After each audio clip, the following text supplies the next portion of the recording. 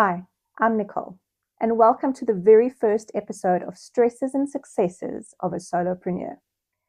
This year, this one right here, has been the most transformative year of my life. And I stepped into 2025 feeling exhausted, unsure, and honestly, a little bit disconnected from myself.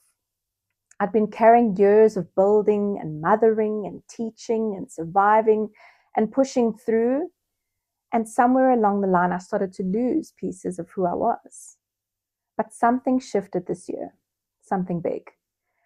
And I want to document it honestly and vulnerably, because solopreneurship is definitely not just the highlights we post online.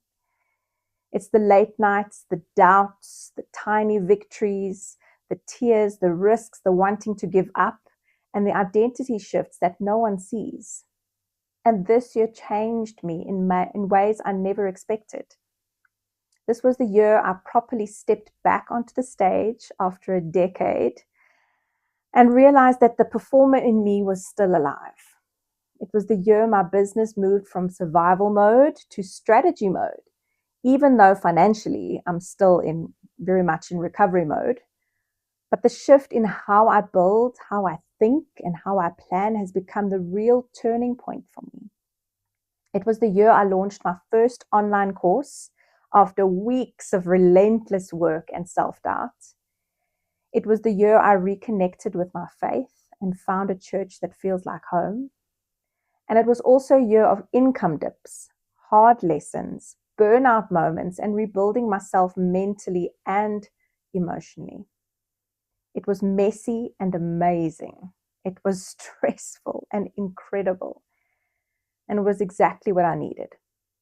I'm creating this diary series because I want to share the real journey, the stresses and the successes, not just for anyone watching, but for my kids and also for myself.